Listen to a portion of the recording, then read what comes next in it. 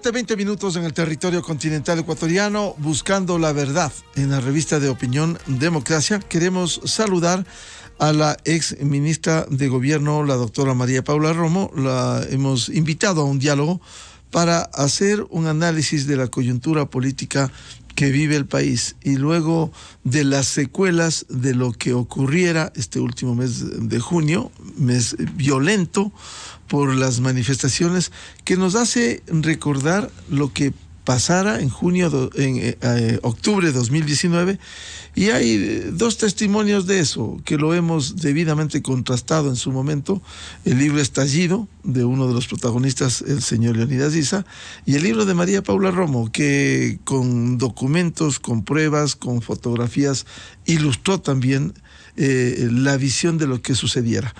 3 años después vuelve a suceder este hecho. Y estamos en estas condiciones. Hoy en un diálogo positivo que confiamos que se vuelva a la paz, lo cual determina la posición que asume cada uno de los sectores. ¿Cómo ve la situación la doctora María Paula Romo? Muy buen día. Buenos días, Miguel. Muchas gracias por la invitación y mucho gusto charlar con usted y con los oyentes de Radio Democracia. Como usted bien ha dicho, lamentablemente octubre del 2019 se repitió en un contexto distinto, con algunas diferencias, con algunas similitudes, pero volvió a suceder el hecho de que el país fue sitiado y que la población, el ciudadano común, el que no es ni el movimiento indígena ni el gobierno, fue usado como el pretexto, el motivo para presionar al gobierno desde la organización indígena. Fue desabastecido. Ahora tuvimos un ataque todavía más grave a la planta de agua potable de Ambato. En octubre del 2019 se cortó el suministro. En esta ocasión se hizo una barbaridad, que fue contaminar el agua con aceite quemado. Yo creo que eso es solamente uno de los temas de la gran lista que no se puede quedar en la impunidad. Y como lo decía hace unos segundos, con algunas características distintas, pero lamentablemente convirtiéndose en una práctica. Lo que en octubre del 2019 fue una sorpresa, fue algo inédito, nunca antes visto. Muchas personas lo atribuyeron a lo duro de la medida. Es así, el retiro de los subsidios de los combustibles era una medida extremadamente difícil, en una coyuntura también muy difícil en la que tuvo que actuar el gobierno, pero hoy ya no hay tal cosa como la sorpresa, lo duro de la medida, los infiltrados. Hoy estamos viendo al movimiento indígena, en particular a la CONAIE, o al menos a uno de sus líderes importantes, hoy su presidente nacional. Lo que estamos viendo es al movimiento indígena que ha adoptado esta como su técnica de presión a la población y al gobierno, sin un desencadenante en particular. No hay retiro de subsidios, no hay subida de combustibles presionada por los precios internacionales. Recordemos que el actual gobierno congeló el precio de los combustibles en octubre del año pasado. Así que lo que estamos frente es algo muy grave, porque es directamente esta normalización de la disputa política, no a través del debate en la asamblea, no a través de los mecanismos de participación popular, no con una asamblea para tomar decisiones, no con una denuncia ante la Corte Constitucional, sino a través de imponerse por la fuerza en el margen de los mecanismos democráticos, por la fuerza y por la violencia. Con estos hechos y la vuelta al diálogo, doctora María Paula Romo, quedan muchos sectores lesionados, el propio Estado, las propias acciones de la fuerza pública, y sin embargo la posición política que emana desde la Asamblea Nacional se ha visto en las mismas condiciones, doctora Romo. Miguel, varios sectores lesionados, y me gustaría empezar por ahí mi respuesta. Efectivamente, se va minando la idea de la autoridad del Estado y del imperio de la ley. Yo me pregunto si cualquier grupo de ciudadanos distinto a la CONAIE haría algo parecido a lo que sucedió en estos 18 días, ¿Qué consecuencias habría para este grupo de personas? ¿Qué consecuencias habría para un grupo de personas que destrozan las llantas de comerciantes, de campesinos, de taxistas o de ciudadanos que simplemente tratan de llegar a sus casas o a su lugar de trabajo? ¿Qué consecuencias habría para quien impide el paso de una ambulancia? ¿Qué consecuencias habría para un grupo X de personas que provoca el desabastecimiento de alimentos en una ciudad entera, o que se toma las antenas de transmisión en la sierra centro del país, o que impide la producción petrolera en el país, o que organiza una emboscada en la que resulta muerto un militar en la Amazonía? Entonces, yo creo, Miguel, que hay muchísimas de estas afectaciones que son intangibles, pero de una gravedad que a veces no dimensionamos. Esta idea de que la ley es para unos, pero no para todos. Esta idea de que hay grupos que pueden actuar al margen de la ley y que además eso les da un boleto de entrada para ir a exigir al gobierno una larga lista adicional de pedidos, creo que es un precedente muy grave.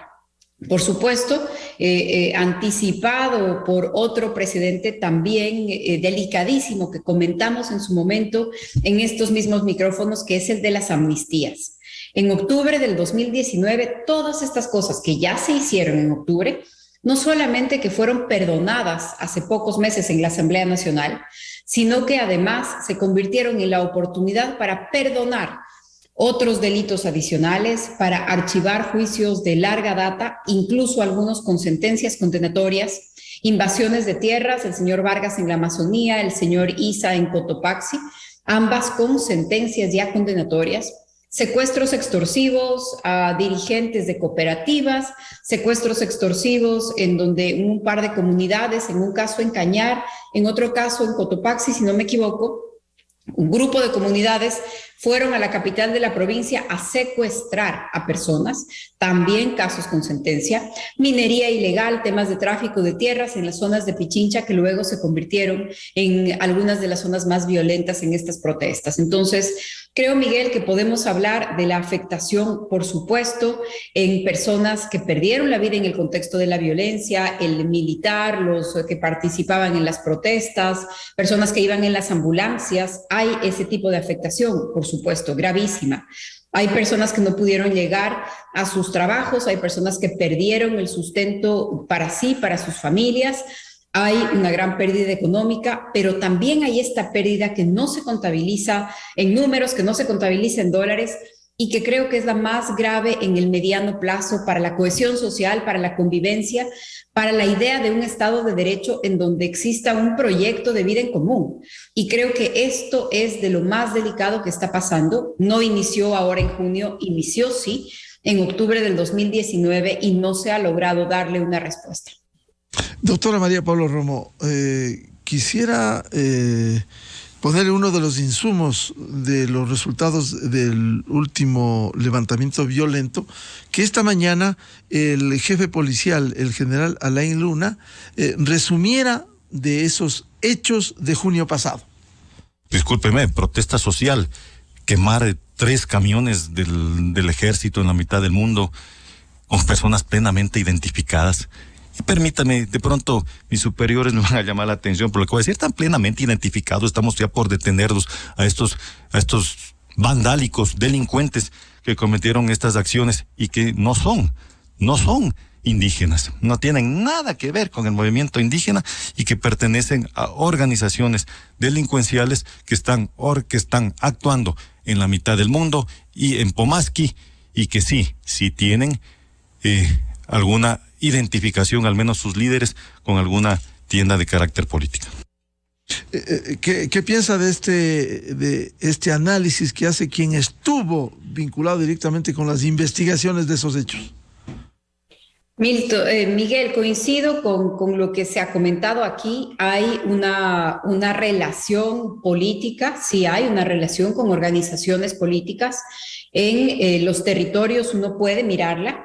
En lugares, por ejemplo, en donde algunas alcaldías o gobiernos provinciales pertenecen a las filas del correísmo o del Pachacutic, vemos esta complicidad, yo creo que así es, No solamente sucedió ahora en junio, sucedió en octubre del 2019, pero también fueron amnistiados quienes así lo hicieron, porque participan con bienes y personas, con maquinaria, con camiones. Creo que esto ya lo sabemos de memoria, se ha reproducido también con las dirigencias populares y de algunas juntas parroquiales en la provincia de Pichincha.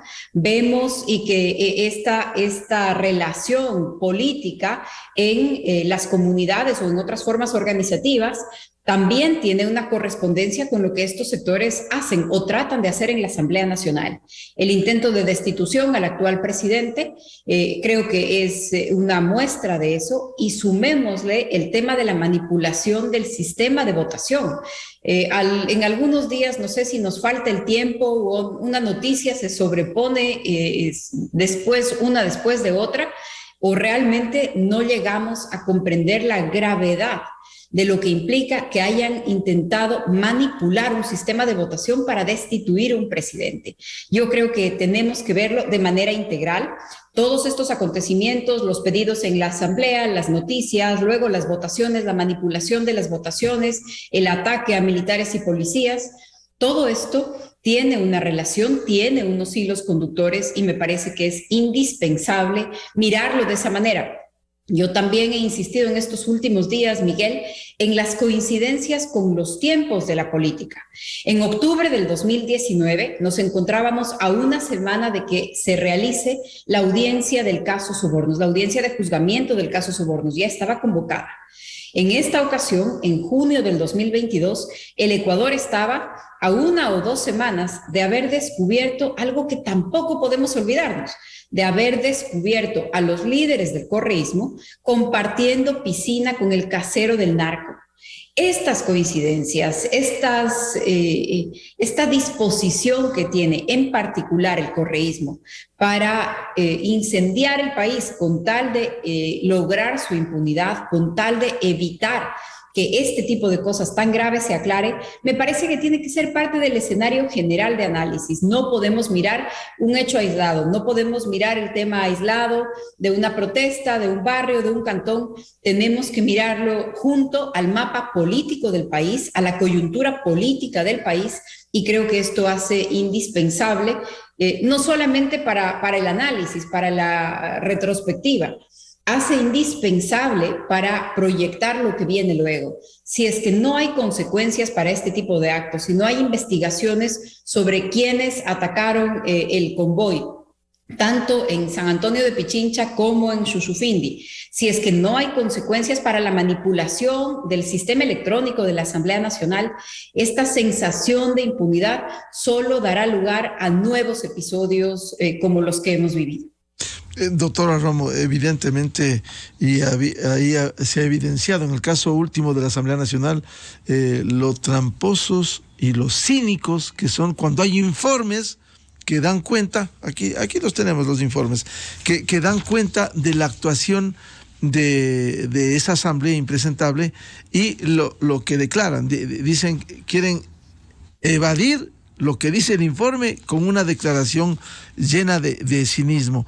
¿Usted ve con preocupación en la conexión, ahora que estamos a puertas también de una elección seccional en donde buscan protagonismo, pero con estos métodos violentos en el Ecuador? Sin lugar a dudas, este es parte de lo que está sucediendo. Se convierte este ataque al país, a la población, a las familias del Ecuador, que no están en uno o en otro de los sectores, se convierte este ataque en una especie del mecanismo de las primarias de muchas de estas organizaciones, y realmente esto no es justo para el país. La vida democrática, la institucionalidad democrática es exactamente lo contrario. Es una apuesta para resolver cualquier tipo de conflicto en paz, con diálogo, tomando decisiones que están regladas por la Constitución y la ley. Es decir, que la participación democrática es precisamente lo contrario de lo que vemos. Sin embargo, coincido con lo que usted ha mencionado sobre estos nuevos hechos de la coyuntura, la relación que hay entre la violencia de los últimos días y las futuras elecciones seccionales. Y yo agregaría algo más, Miguel, sobre el tema de esa relación y los mecanismos de financiamiento. Se ha hablado mucho sobre las economías ilegales vinculadas a este tipo de violencia. Estoy de acuerdo en que el mayor interesado con el caos del país, con la debilidad institucional, es el narcotráfico, el crimen, el lavado de activos, la minería ilegal. Ahí tenemos grandes interesados y potenciales financistas, sin lugar a dudas. Los gobiernos seccionales que participan directamente en las manifestaciones con recursos públicos o de alguna manera con la incidencia, con contratistas, etcétera, es otro de los temas. Pero mire usted lo que representa poner un bloqueo, por ejemplo, en los alrededores de Cayambe y exigir dinero, cobrar vacunas para que las personas puedan pasar a sus trabajos, personas a las que les exigían, a las que les cobraban $15, $20 por dejarles pasar a trabajar, camiones con productos, camiones que iban a la exportación de flores a los que les exigían 50, 100, $150 al día. Cuando se hace un cálculo simple de lo que eso significa, también hay muchísimos recursos, no solamente para financiar las actividades de caos o sostener a tanta gente movilizándose, sino que también hay muchos recursos que luego sirven para el funcionamiento de las organizaciones o eventualmente para esta participación política. Es un círculo vicioso, es realmente un tema muy grave en el país, que además se convierta en un mecanismo de financiación de estas organizaciones actuando al margen de la ley. Doctora María Paula Romo, con ese entorno, ¿siguen ahí los grupos políticos, siguen con su agenda, como es el caso del correísmo, lo que se ha evidenciado en la Asamblea Nacional? Sí, sin lugar a dudas, para mí ahí está claramente identificado el correísmo, algunos sectores del Pachacutic, algunos sectores del movimiento indígena. Me parece que algo que también vimos en los últimos meses o en las últimas semanas es a ciertos dirigentes del Pachacutic tomando o distancia o al menos mirando con precaución las implicaciones sobre los temas de estabilidad política y la propia manipulación del correísmo. Pero el correísmo, el movimiento de Rafael Correa, con sus nuevas o anteriores versiones o nombres, es uno de los grandes protagonistas. Me parece que a diferencia de octubre del 2019, vimos menos intento de protagonismo ya en las manifestaciones. A diferencia del 2019, algunas autoridades incluso pretendieron deslindarse de lo que estaba pasando. Sin embargo, ahí están las pruebas, ahí están las estructuras, ahí están las autoridades de esos propios gobiernos seccionales y, por supuesto, el mecanismo de desenlace que estaban buscando en la Asamblea Nacional. Hace varias semanas ya, a inicios del mes de mayo, yo creo que lo mencioné en alguna radio, Miguel, a inicios del mes de mayo, el ex candidato correísta a la presidencia de la República puso un tuit que tenía las siguientes palabras: grave conmoción interna. No estaba pasando nada. No había ninguna medida especial tomada por el gobierno, no había ninguna protesta convocada. Estas protestas se convocan algunos días después, el 24 de mayo, cuando ISA hace su propia rendición de cuentas, su propio informe a la nación. Sin embargo, semanas antes, el ex candidato presidencial del correísmo ya decía grave conmoción interna, provocando o planificando probablemente, preveyendo que esa grave conmoción interna luego sirva como un mecanismo de desestabilización. Es gravísimo que para pretender desestabilizar un gobierno, cualquiera que este sea, que para pretender desestabilizar un gobierno, creen ellos mismos una causal de destitución o una causal de inestabilidad y luego vayan con el relato y las acciones como las de la manipulación del sistema en la Asamblea Nacional. Me parece que esto hace parte, como lo decía hace un rato, del escenario general que tenemos que mirar y en ese escenario general tomar decisiones sobre el futuro. Y esa grave conmoción interna finalmente aterriza en la Asamblea Nacional y no lograron los 92 votos. Pero aquí hay un actor, más allá de ese ex candidato presidencial que usted ha mencionado, doctora María Paula Romo, está el jefe mayor, que desde Bélgica es evidente y público y notorio en las redes sociales cómo ha venido buscando la desestabilización del Ecuador. Sí, de eso creo que no cabe ni mucha duda, ni mayor análisis. La participación, la actuación de el expresidente Correa a través de las redes, a través de los medios de comunicación, ha estado en la línea de la desestabilización y es una actuación, es un comportamiento pernicioso para el país. Eso es lo que lo ha caracterizado ya varios años. ¿Cómo ve entonces en estas condiciones en donde se exige una investigación, más allá del diálogo positivo, de buscar soluciones a demandas que no han sido atendidas por décadas, pero más allá de eso, aquí hay una alerta, un semáforo en amarillo, de lo que ya pasó con esta violencia, tanto en octubre de 2019 como agravado en este junio de 2022, doctora María Paula Romo? Empiezo por lo primero y tal vez más importante todavía, que es esto de buscar soluciones a los problemas de la vida diaria y a los problemas de la realidad de los ciudadanos en el país. La pobreza, el hambre, la desnutrición, la falta de empleo, la angustia, son el caldo de cultivo para cualquiera de estas iniciativas de organizaciones ilegales, ya sean organizaciones políticas que buscan actuar al margen de la ley, ya sean organizaciones delictivas que se dedican a las industrias de la droga o de las armas o del tráfico de personas o de especies o de minerales. Cualquiera de estas iniciativas al margen de la ley encuentra un caldo de cultivo perfecto en escenarios de desigualdad, de pobreza, de desesperanza, de falta de confianza. Entonces, es muy importante, por un lado, el investigar, el evitar la impunidad, el sancionar los delitos, pero por otro lado, el atender una realidad que se ha agravado en el Ecuador y en América Latina, digamos, para no generalizar más. Pero América Latina ha sufrido un impacto durísimo por el tema del COVID. Ya nos encontrábamos en un difícil momento económico, en un cambio de ciclo económico después de años de bonanza.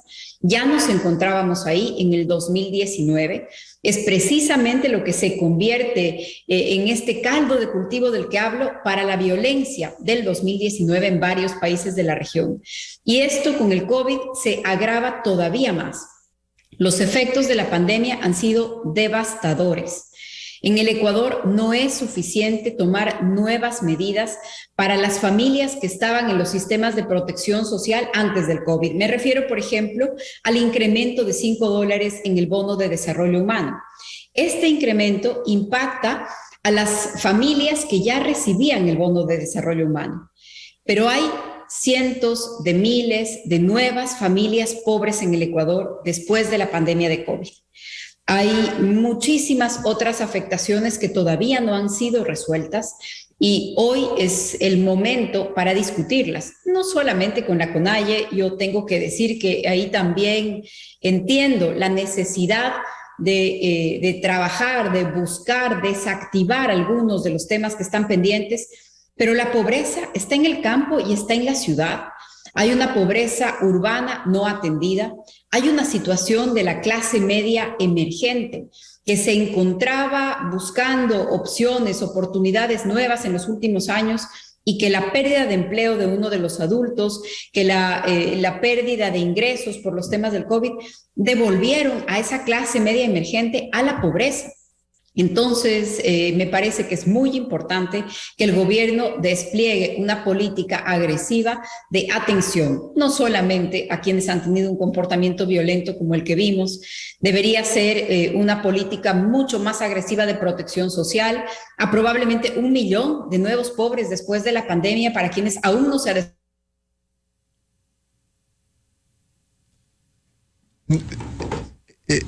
Por favor, el audio que lo perdimos, María Paula. De la discusión. Ya, sí. Lastimosamente, doctora María Paula Romo, en el país se ha establecido una pedagogía equivocada. Manifestaciones, por legítimas que sean, en demanda de atención, de demandas no atendidas, pero es manifestaciones, violencia, diálogo y amnistías. ¿Cuándo cambiamos esto? Porque simplemente termina con una palabra: impunidad.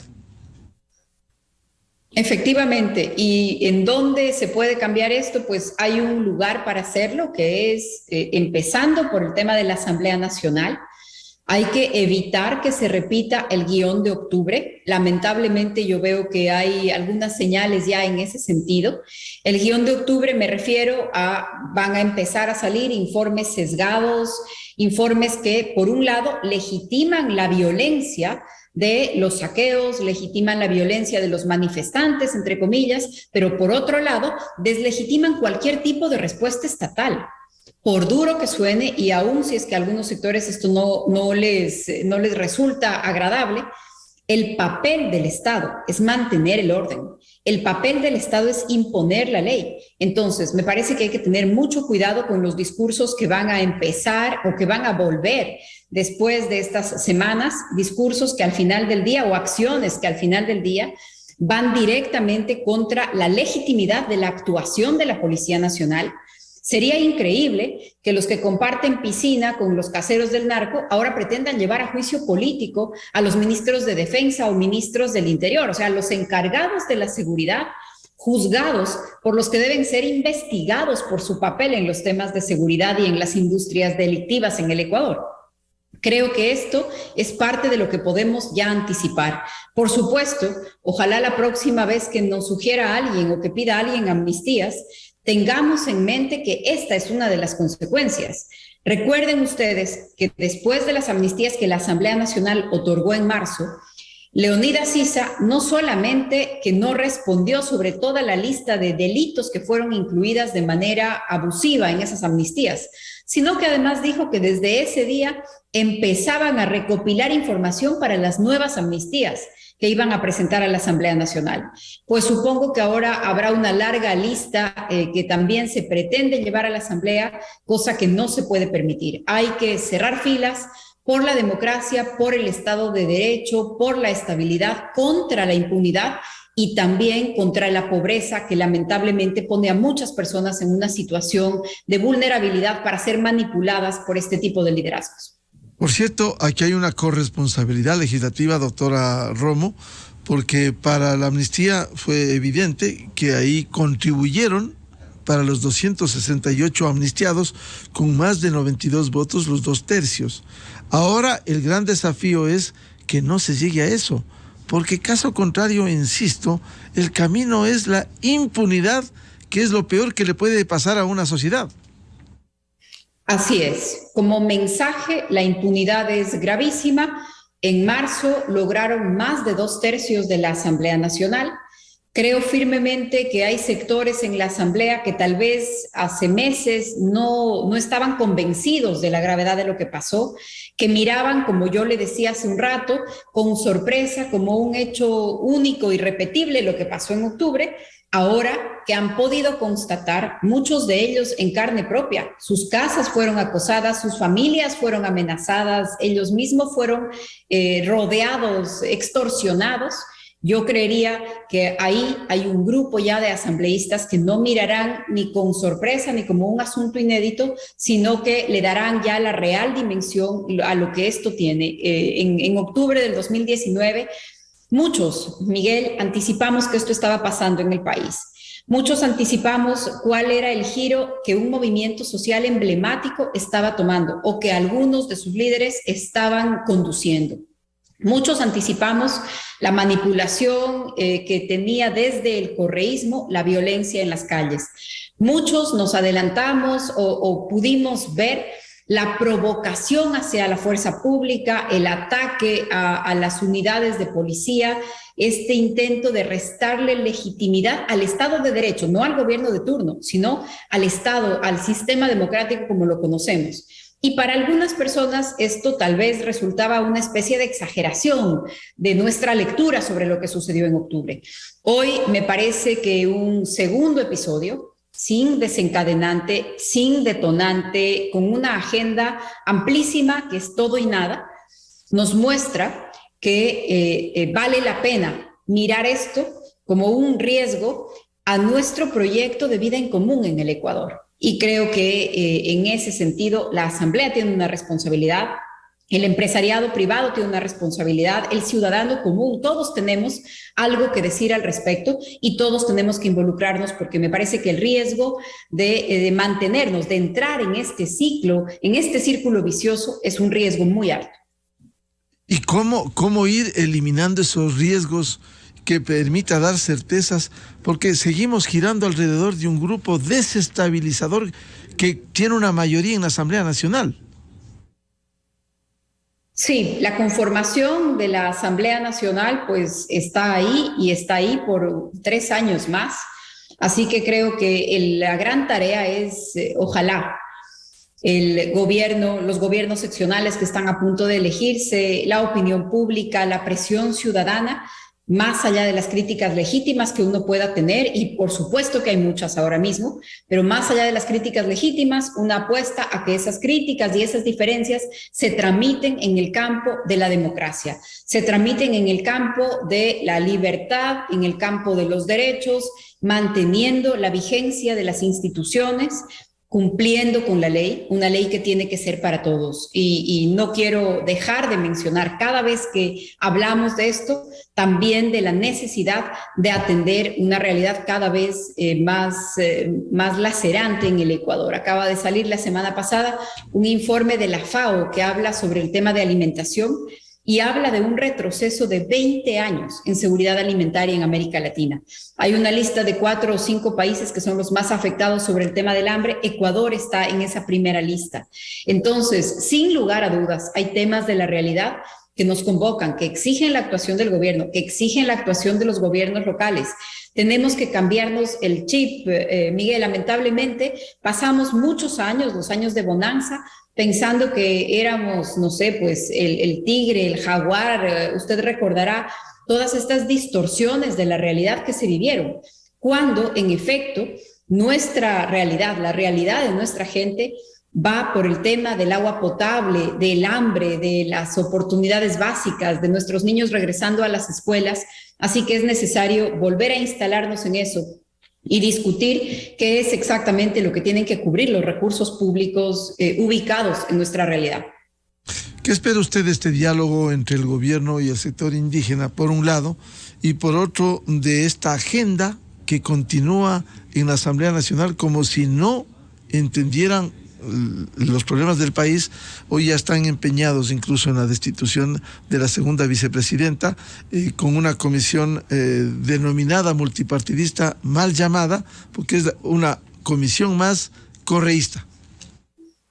Es increíble lo que vemos en la Asamblea, Miguel, coincido con usted. Lo que están intentando es reemplazar una de las vicepresidencias, están intentando ocupar los espacios con esta especie de nueva mayoría. No estoy segura de que exista, pero podría encaminarse y podríamos mirarlo desde ese lado. Lo que está pasando con la vicepresidenta de la Asamblea es insólito.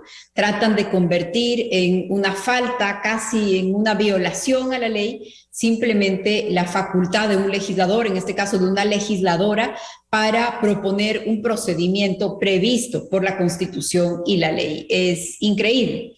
Por otro lado, usted me decía qué espero de este proceso de diálogo. Ojalá me equivoque, espero muy poco. Creo que la lista de 10 puntos de la CONAIE probablemente se convertirá en una lista de 100 puntos, y creo que cuando el gobierno no cumpla 110, entonces se levantarán de la mesa y buscarán cualquier pretexto para volver a usar lo que mejor saben usar, que en este caso ha sido la fuerza y la violencia. Y es lamentable. En la experiencia que nosotros tuvimos, la derogatoria del decreto 883 de eliminación de subsidios contemplaba un mecanismo de diálogo para discutir la focalización. Los dirigentes indígenas nunca regresaron a las mesas de diálogo, nunca quisieron discutir nada sobre focalización, nunca se dio el paso siguiente. Así que espero equivocarme de nuevo, espero sinceramente que los resultados sean excelentes y que lo que tengamos es un proceso que le resulte útil a todo el país. Ojalá que sí, pero en nuestra experiencia y desde esa experiencia creo que será un espacio para seguir ampliando una lista de pedidos, para seguir presenciando las primarias y la pre-campaña de la CONAIE y del Pachacutic, y que además los 90 días coincidirán con octubre. Así que es probable que el resultado de las mesas de diálogo sea el mismo hashtag que tuvieron el año pasado anunciándonos que vuelven. Lo grave, doctora Romo, en ese escenario es que se vuelva a lo mismo o peor con las experiencias de octubre de 2019, junio de 2022, y que el país siga perdiendo esto que tanto se ha apreciado como es la paz social.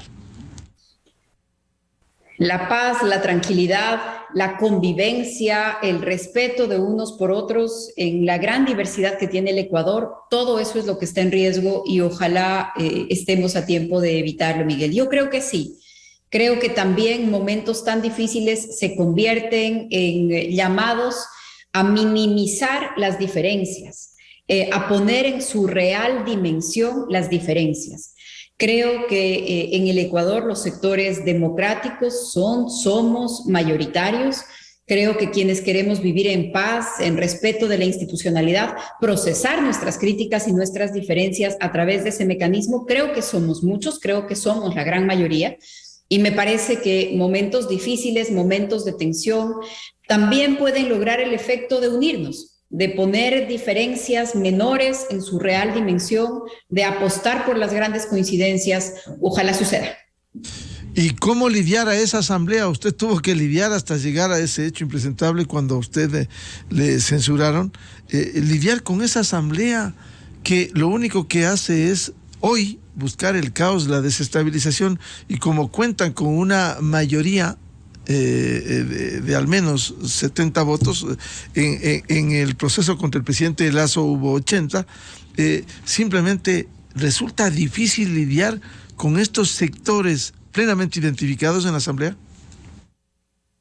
No es fácil lidiar con una asamblea con estas características, a pesar de que nosotros tuvimos un escenario complejo en algunos casos. Creo que es incomparable. El papel que está jugando hoy la asamblea realmente lo hemos visto en pocas ocasiones en los últimos años. No es fácil, pero el sistema político ecuatoriano le ofrece al Poder Ejecutivo una serie de herramientas. Le ofrece herramientas de colegislación, le ofrece herramientas de iniciativa normativa, me refiero a reglamentaria, le ofrece herramientas para enfrentar o para confrontar a los mecanismos de desestabilización o a las decisiones inconstitucionales. Así que creo que hay una serie de herramientas ahí.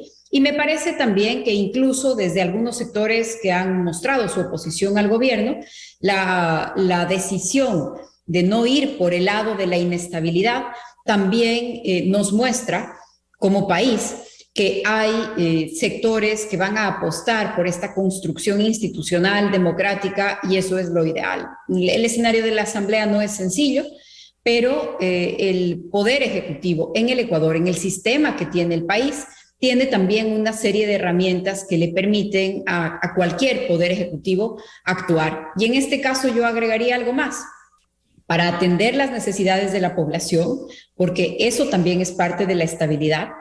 Para atender las necesidades de la población, hoy el gobierno, por las circunstancias que sean, tiene la fortuna del ingreso relacionado al barril de petróleo.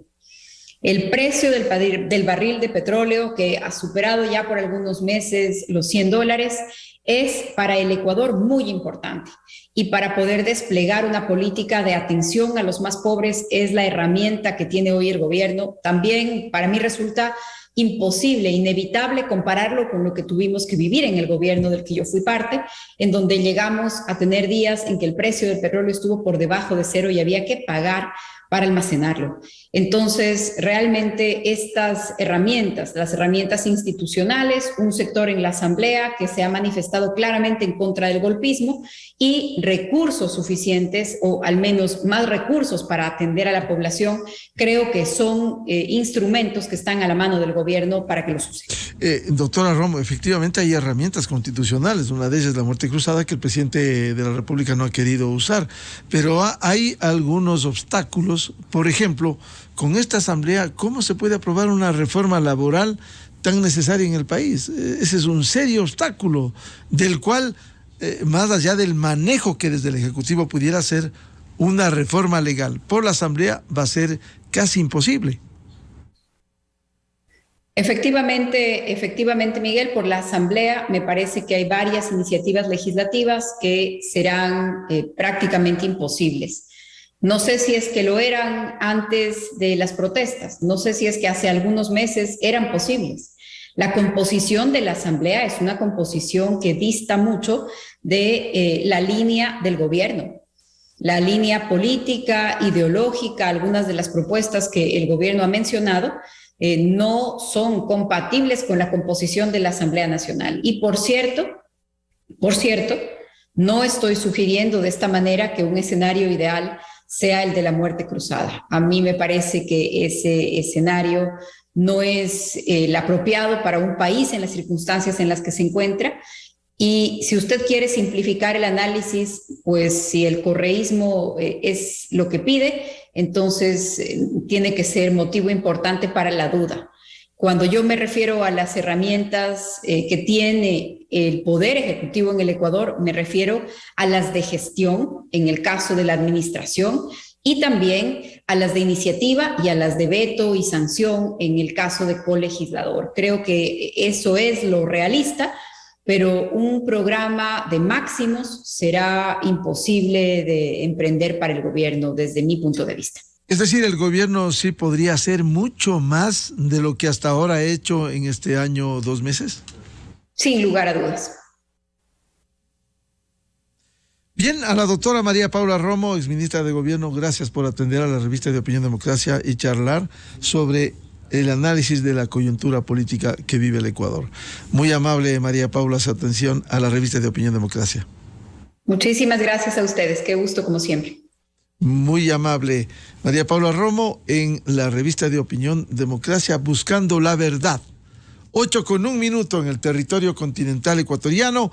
Vamos a una pausa publicitaria y tenemos previsto un debate sobre la inestabilidad en el Seguro Social ecuatoriano, las mesas de diálogo y cómo viabilizar cambios tan necesarios en una institución que ha ido de mal en peor, con la injerencia política, incluso con representantes de los trabajadores, son corresponsables de los empleadores y el delegado del Ejecutivo, que en 1 año 2 meses ya va el tercer representante del presidente de la República. Miguel Rivadeneira en la revista de Opinión Democracia. Inicio de espacio promocional y publicitario. El registro civil, pensando en la comodidad de todos los ecuatorianos y para mejorar constantemente nuestros servicios.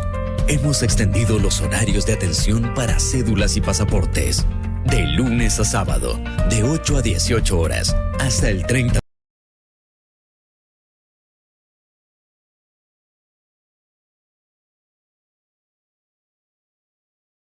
del Ecuador. Eres ecuatoriano y vives en una tierra de oportunidades, donde siempre puedes crecer. Claro que puedo crecer, porque con 1% de interés ya somos 20 socias produciendo quesos. Obvio que puedo crecer, porque con 1% de interés tengo fertilizante de largo para mis plantas. Lógico que puedo crecer, porque con 1% de interés empaco mis brócolis 3 veces más rápido. Solicita ya tu crédito de las oportunidades de Ban Ecuador. Recibe hasta $5,000 con 1% de interés y hasta 30 años plazo. Además, menos papeleo para que tu crédito salga más rápido. ¿Qué esperas? Ven a